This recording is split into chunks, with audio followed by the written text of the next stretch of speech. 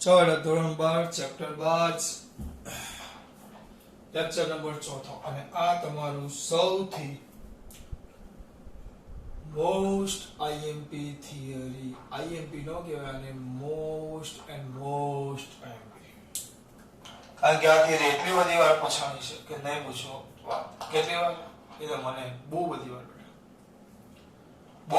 પૂછાણી છે અને સૌથી મોસ્ટ કોઈ પણ શિક્ષક હોય એને એવું વિચાર આવે કે ભાઈ છોકરાઓને ઈઝી થિયરી પૂછવી છે અને સારી થિયરી પૂછવી છે તો આ એ થિયરી છે બહુ હરે શોધેલું આપણે તમને હમણાં વાત કરી છે કઈ કક્ષાઓ કે જ્યાં પેલું કોણીય વેગમાન h/2π ના પૂર્ણ ગુણકમાં છે nh/2π કે જ્યાં ઇલેક્ટ્રોન ગતિ કરતો હોય તો પોતે ઊર્જા ગુમાવતો ન હોય તો એ કક્ષાઓની આપણે આ વાત કરી જોઈએ તો એ કક્ષાઓના ત્રિજ્યાનું સૂત્ર મેળવીએ છીએ આપણે તો અહીંયા ધ્યાન રાખો એક ન્યુક્લિયસ એક પરમાણુ ધ્યાનમાં લીધો છે આપણે આ પરમાણુ છે જેનો ન્યુક્લિયસનો વિસ્ભાર છે Z એનો પરમાણુ ક્રમાંક થશે એ તો તમને ખબર છે અને એની ફરતે એક ઇલેક્ટ્રોન વર્તુળાકાર માર્ગે ગતિ કરે છે એક કોણ બેટા ઇલેક્ટ્રોન કયા માર્ગે વર્તુળાકાર માર્ગે એક ઇલેક્ટ્રોન કયા માર્ગે ગતિ કરે છે વર્તુળાકાર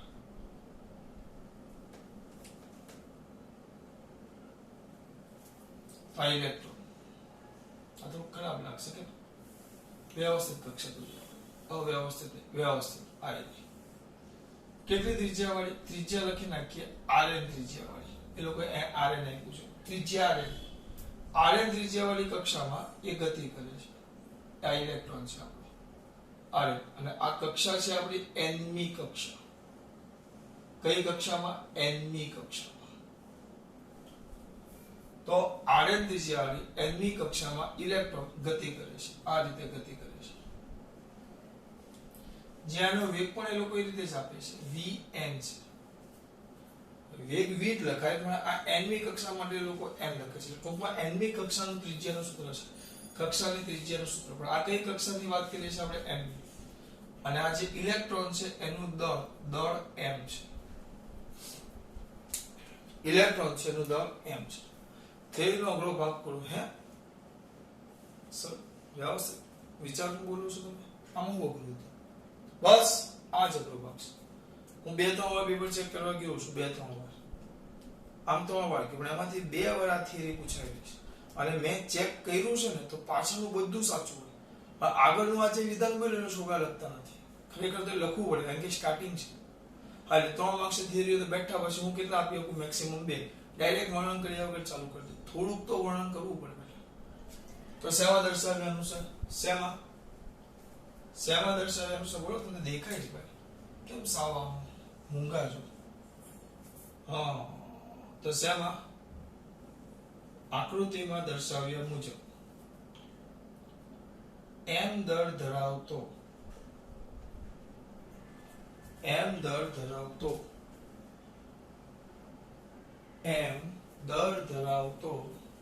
કોણ m દર ધરાવતો એક ઇલેક્ટ્રોન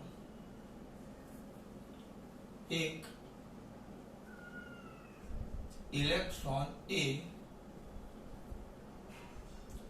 rn ત્રિજ્યા વાળી nમી કક્ષામાં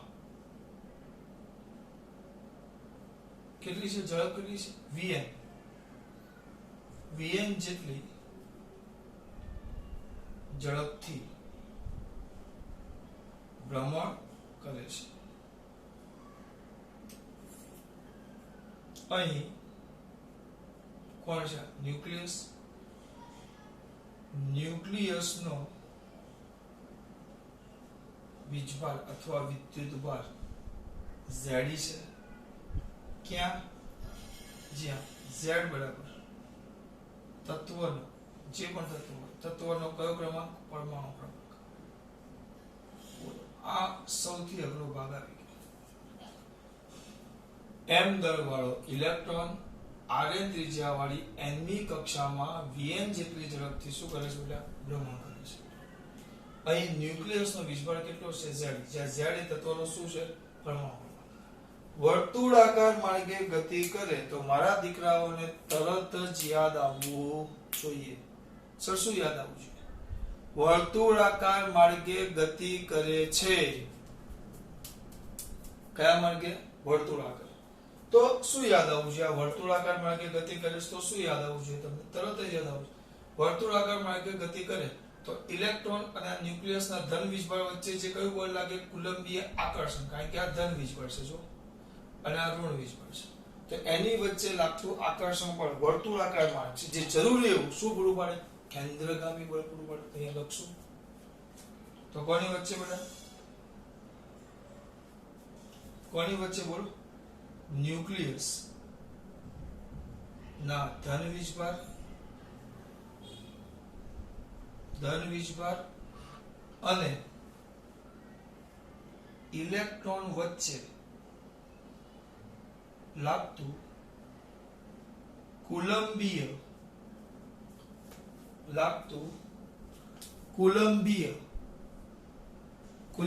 કયું બળ બેટા? આકર્ષણ બળ અથવા વિદ્યુત આકર્ષણ બળ. કુલંબીય આકર્ષણ બળ એ જરૂરી એવું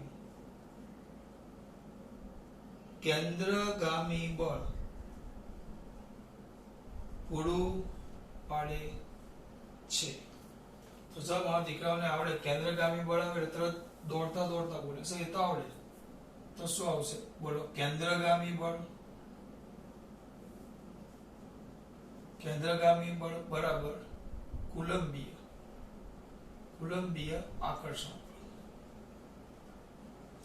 કેન્દ્રગામી બળ અને આપણે m કહેશું, mv સ્ક્વેર પણ n મી કક્ષા છે, સ્ક્વેર બાય r પણ r n મી કક્ષા છે એટલે mv square by r.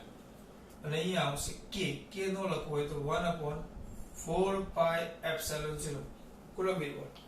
F is equal to k q1 q2 by r square. પહેલું સૂત્ર તમારું 12 પહેલા ચેપ્ટર. k ના જગ્યાએ 1/4 પાઈ એપ્સિલોન 0 સ્ક્વેર q1 q2. તો q1 એક છે z અને આ z. આપણે ખાલી અત્યારે શું મૂલ્યની વાત કરીએ છીએ તો આ z અને આ e. બરાબર? આ e બાય r સ્ક્વેર તો rn સ્ક્વેર. કોણ જશે? કોને ખબર કોણ છે? એક rn ચાલ્યું છે તો વધશે શું? m vn square is equal to ze square by 4 pi epsilon 0 rn ને જો સૂત્રમાં કરતા બનાવો તો rn is equal to ze square by 4 pi epsilon 0 m vn square. આને કહી દઉં સમીકરણ નંબર 1. હજી આ ત્રિજ્યાનું સૂત્ર બરાબર નથી આવ્યું. કેમ? કારણ કે આમાં z e 4 pi epsilon m બધું અચળ, આ vm અચળ નથી એટલે આપણે એને ફેરવવું પડશે. એટલે આ થિયરીમાં બે જ વસ્તુ યાદ રાખો. પહેલા આપણે એવું કહ્યું, આટલું લખ્યું. પહેલા કેન્દ્રગામી બળ એ જરૂરી એવું શું પૂરું પાડે બેટા? આ કુલંબીય આકર્ષણ બળ જરૂરી એવું કેન્દ્રગામી બળ પૂરું પાડે. એટલે આટલું સૂત્ર આપણું આવી ગયું. હવે અધિતક કોનો અધિતક? બોહરનો. શું હતો બેટા? બોહરનો અધિતક બે હતા. એમાં આપણે કોણીય વેગમાન વાળો લેવાનો. તો કોણીય વેગમાન L is equal to nh/2π. L is equal to nh/2π અને L તમારી માહિતી માટે લખું છું અહીંયા સાઈડમાં. ચલો L is equal to શું? Vector L is equal to vector r cross p. લાંબુ લખું છું તમારી માહિતી માટે. તમારે આ બધું લખવાનું નથી. ચલો r આવ્યો સ્થાન સદિશ અને વેગ આ બાજુ છે તો વેગમાન પણ આ બાજુ આવે તો બંને એકબીજાને કેવા થઈ ગયા? લંબ. તો અહીંયા સૂત્ર શું આવશે? L is equal to rp sin theta. હમણાં કીધું થીટા 90 છે, આ લંબ છે જો. તો થીટા 90 તો ડાયરેક્ટ લખી નાખું છું, થોડું ઓછું ટૂંકું કરવાનો પ્રયત્ન કરું છું. તો L is equal to શું આવી જશે? rp. પણ p is equal to mv તો L is equal to r m v. આ યાદ રાખજો. તમને કોઈ પૂછવાનું નથી, કોઈ પૂછશે નહીં કે આ ક્યાંથી લાવ્યો, પણ આ માત્ર ને માત્ર તમારી જાણકારી માટે. તમને કોઈ દાદો કે દાદી કે કોઈ તમને આ પૂછવાનું નથી, પણ આ તમારી માત્ર માહિતી માટે બેટા. આ ભૂલ ન થઈ જોજો. L is equal to RMV. તો અહીંયા કિંમત મૂકો ચલો. અહીંયા તો આપણે n માટે જ છે તો ln લખી નાખશું. n ની કક્ષા છે, બોલો r, તો rn m, mn sorry m તો એમ જ આવશે, ઇલેક્ટ્રોનનો દર છે.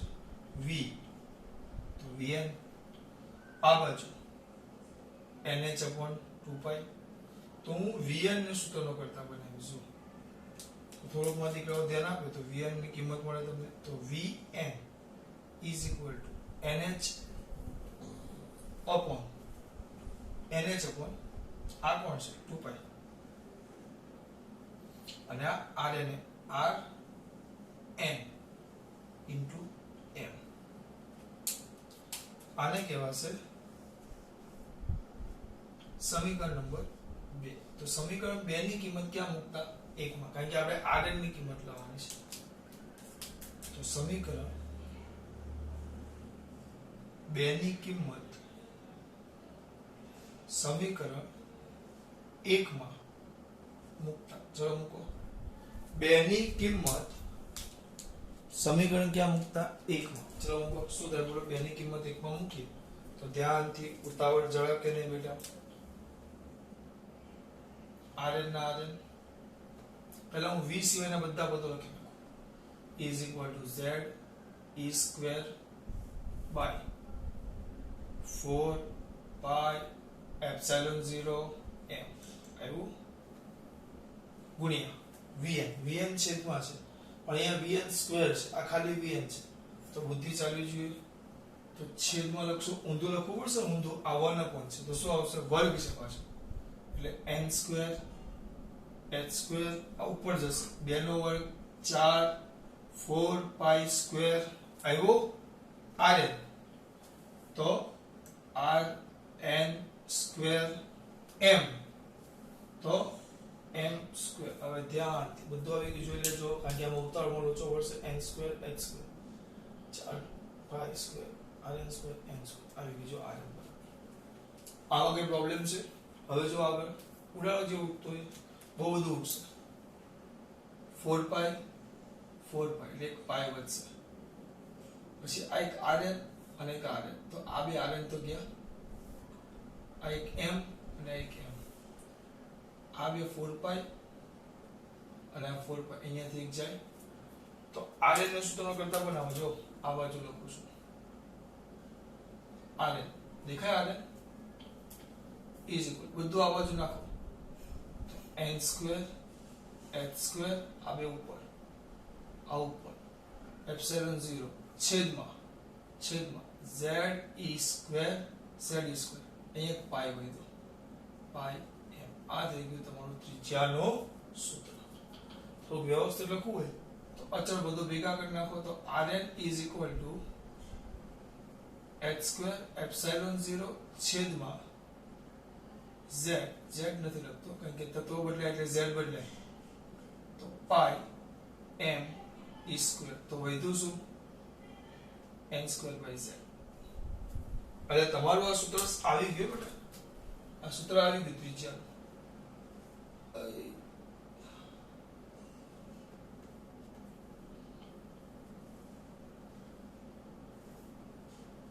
કયું છે? ત્રીજું.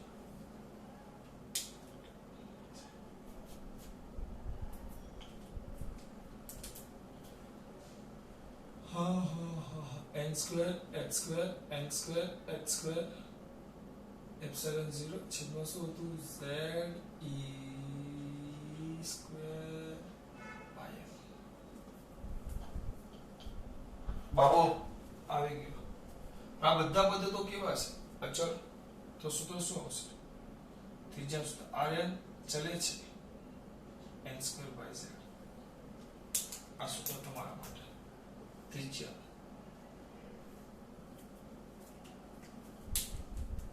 આ ત્રિજ્યા સૂત્ર જે સમીકરણ નંબર 4. બસ આ મેન છે આપણા માટે. આવ્યું? હવે જો હાઇડ્રોજન લઈ લો, હાઇડ્રોજન માટે શું થાય બોલો? હાઇડ્રોજન માટે Z ઇઝ ઇક્વલ ટુ 1, તો Rn ચલે છે n2, એટલે માત્ર કક્ષા ઉપર કક્ષાનો જે સંખ્યા છે ને વર્ગના કયા પ્રમાણમાં હોય? સમ.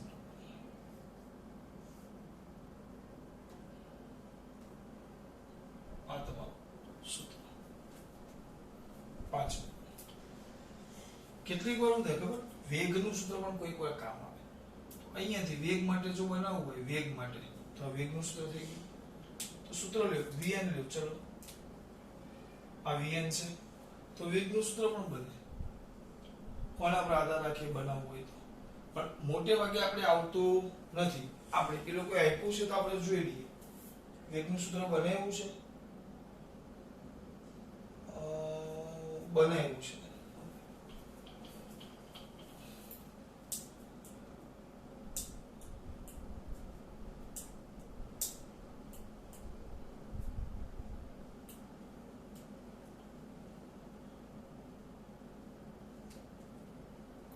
તો અહીંયાથી વેગની કિંમત મૂકવી પડે. જો બનાવવાનું કે તો આ સિમ્પલ મેં તમને આપી દીધું. Rn ચલે છે n2. આ તમારું સૂત્ર ત્રિજ્યા. ચલો એને આપણે પછી રાખીએ. વેગનું બનાવીએ આપણે. પહેલા આ એક ત્રિજ્યાનું તો બતાવો, વચ્ચે જ શોધાય છે, પણ આપણે હવે ત્રિજ્યા પહેલા શોધી લીધી. આ આવી ગયું ત્રિજ્યાનું સૂત્ર. કોનું સૂત્ર આવ્યું? ત્રિજ્યા વાર્તા કુલ. શું કર્યું પહેલા? કે એકદમ સિમ્પલ. ચાલુ કરીએ પહેલેથી.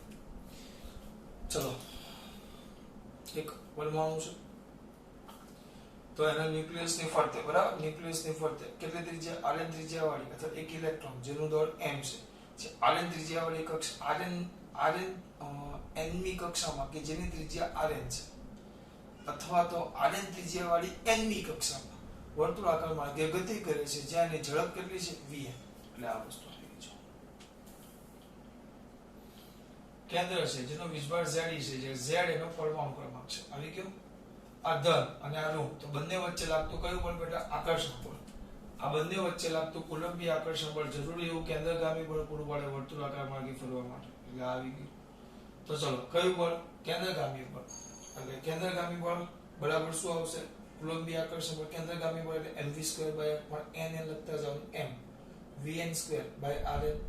અને આ બાજુ f નથી, f બરાબર લખીએ તો k મતલબ 4π0 q1 q2 તો ze અને e અપન rn². તો mv² આવી ગયું, mvn². આ rn ને ઉડાડી દીધો મેં એક, અને rn ને એક અક કરતા બનાવ્યો. આ સૂત્ર બન્યું, આ સૂત્ર બની ગયું. હવે બોહરનો કયો બેટા? અધિતર. હું મારી રીતે કરાવું છું, નવી ચોકડી ને જૂની ચોકડી રીતે. બહુ સિમ્પલ છે આ. બોહરનો અધિતર. તો બોહરના અધિતરનું સૂત્ર શું આવશે? ln. તો ln nh/2π. પણ l બરાબર ડાયરેક્ટ આ સમજૂતી માટે છે. વેગનું પછી વિચારીએ. પહેલા આ જે ત્રિજ્યાનું તો લઈએ. ln બરાબર શું આવશે? nh/2π. તો l બરાબર શું આવશે? Rn mvn. કેમ આવ્યું આ સમજાયું? is equal to nh/2π. તો vn is equal to nh/2π rnm. rn શું આવશે? m. ઓ બાળકો ખબર પડે છે આમાં ખબર પડી? આ m કઈ ભૂલ નથી કે ના? ના. આ કિંમત સીધી આની અંદર મૂકી દીધી. તો સૂત્ર આવ્યું, મેન સૂત્ર n²h²ε0/ze²πm. આનો ભૂલાવું છું. બરાબર. હવે એ લોકોએ કેમ મેળવ્યું? જો એ લોકોએ ત્રિજ્યાનું અહીંયા વેગનું સૂત્ર મેળવેલું છે vn. શું મેળવેલું છે? vn. તો અહીંયા જો h2πm અચળ છે. તો એ લોકોનું સૂત્ર એ લોકો કરતા અલગ રીતે આપે, બરાબર. એમને rn બરાબર z/n આપેલું છે. જો હવે હું કેવી રીતે મેળવું? આ સૂત્ર મળી ગયું તમને. ચલો, વેગ છે એનો. હવે તમારું એ પછી અમુક ને એમ થાય કે સર ભૂલી ગયા. એવું નહીં બેટા. આ જૂની પદ્ધતિ પ્રમાણે ફટાક કરતું એક મેળવી દો. પણ જો કદાચ વેગનું કીધું હોત તો આપણો વેગ vn છે. જો તો vn ઇઝ ઇક્વલ ટુ શું છે બેટા? અચળ પદો સાઈડમાં લઈ લો. h/2πm. આ અચળ આવ્યું. આ n અને rn છે. તો અહીંયા n છે છેદમાં rn છે, બરાબર. તો ટૂંકમાં vn ચલે છે n/rn છે. ચલે છે તો પણ rn ચલે છે તો n² છે અથવા તો rn ચલે છે z² n² by z છે તેની કિંમત મૂકો અહીંયા તો એમ લખાય vn ચલે છે આ n છેદમાં શું આવશે બેટા છેદમાં શું આવશે rn ના જગ્યાએ લખવું હોય તો n² by z તો એક nn ઉડી ગયા તો vn ચલે છે z by n જે તમારું સાબિત થઈ ગયું છે એ જ છે કદાચ એ જ છે બેટા હા પણ આપણે અલગ રીતે સાબિત કર્યું એમાં કઈ ગોખવાની જરૂર નથી આમાં આ થઈ ગયું તમારું જો પતી ગયું સૂત્ર આ તમારું એનું સૂત્ર હા પણ હવે હાઇડ્રોજન હોય તો z બરાબર 1 તો સૂત્ર શું આવી જાય તમારું vn ચલે છે 1 upon n એટલે યાદ રાખજો MCQ માં કામ આવે rn ચલે છે હા હાઇડ્રોજન હોય તો n² નો હોય તો n² by z ચલે છે n² by z સિમ્પલ બહુ સિમ્પલ વસ્તુ છે આમાં કઈ ગોખવાનું નથી પાછું કયા માર્ગે ગતિ કરે વર્તુળાકાર કયા માર્ગે ગતિ કરે વર્તુળાકાર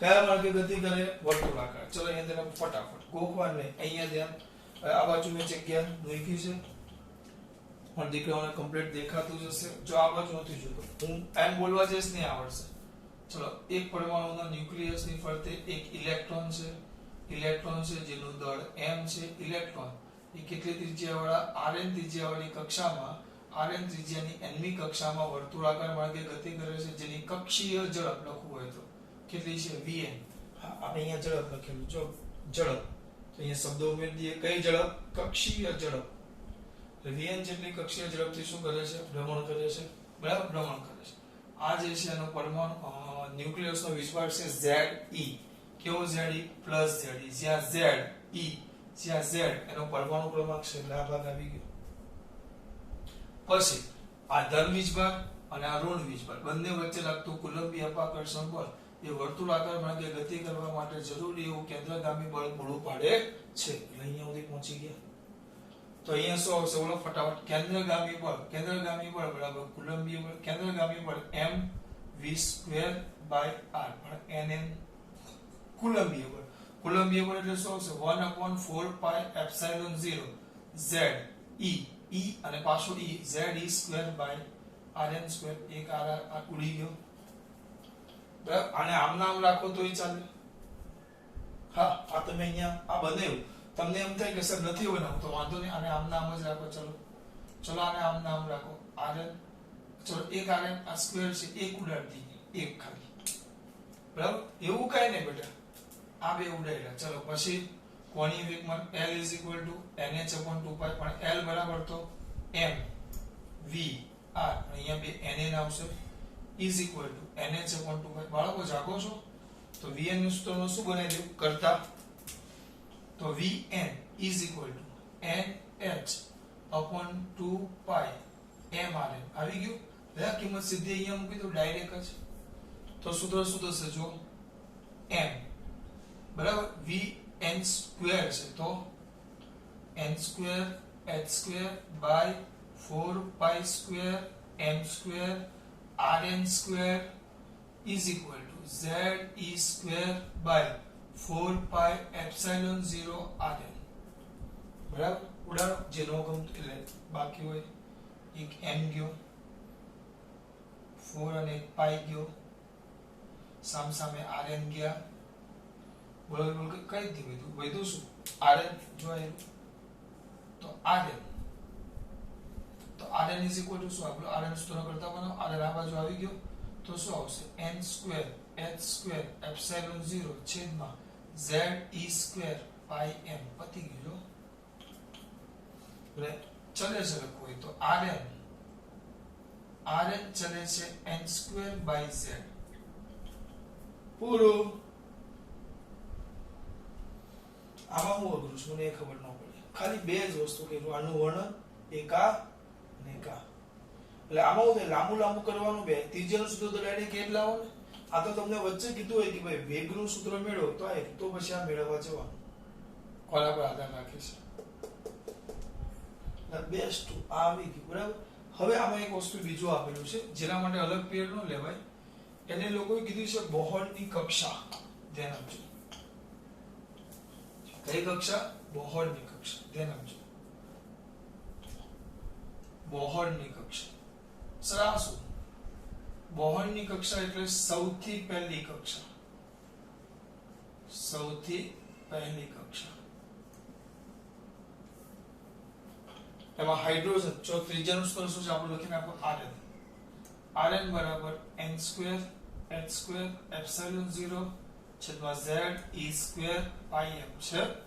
હવે આમાં n બરાબર પહેલી કક્ષા લઈ લેવાનું અને હાઇડ્રોજન માટે z બરાબર 1 લઈ લેવાનું. તો હાઇડ્રોજન માટેની જે સૌથી પહેલી કક્ષા છે એને લોકોએ બોહરની કક્ષા કીધી. એને બોહરની કક્ષા કીધી અને એના બરાબર એ લોકો આ લેવું તો લેતા તમને બોહરની કક્ષા મળે એટલે Rn બરાબર એ લોકોને A0 નામ આપ્યું છે. A0 બોહરની કક્ષા. તો એ કિંમત મૂકો તો શું મળે બોલો? n એટલે 1 તો h² એપ્સિલોન 0 છેદમાં z એટલે 1 e² πm છે. તો h² એટલે h² 6.625 ગુણ્યા 10 ની માઈનસ 34 ઘાત એનો વર્ગ એપ્સિલોન 0 8.85 ગુણ્યા 10 ની માઈનસ 12 ઘાત એનો કાંઈ નહીં એ એપ્સિલોન 0 છે. એનું કઈ નહીં ખબર પડે બેટા એનું કઈ જ નહીં. ઓ બાળકો એમ ને એમ જ.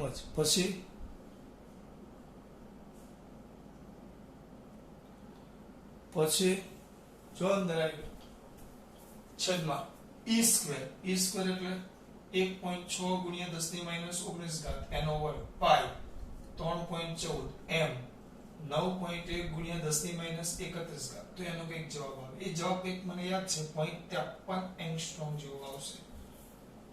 શ્યોર? હા 0.53 એંગસ્ટ્રોમ. એટલે એનો ઓરિજિનલ જવાબ આમ છે 5.29 ગુણ્યા 10 ની માઈનસ 11 ઘાત મીટર. એટલે આ આવે. તો આ થઈ ગઈ તમારી બોહરની કક્ષા. સૂત્ર 3 વાર ચલાવ્યું બહુ ઈઝી છે. હવે આમાં થોડોક સ્ટેપ આવશે એટલે ઊર્જાનું સૂત્ર આવી જશે. થોડુંક આગળ વધશું એટલે ઊર્જાનું સૂત્ર. એમાં અહીંયાથી આટલું વર્ણન કમ્પ્લીટ આવશે. અહીંયા સુધીનું વર્ણન કમ્પ્લીટ આવશે. પછી ઊર્જા તો આના પરથી ગતિ ઊર્જા શોધશું.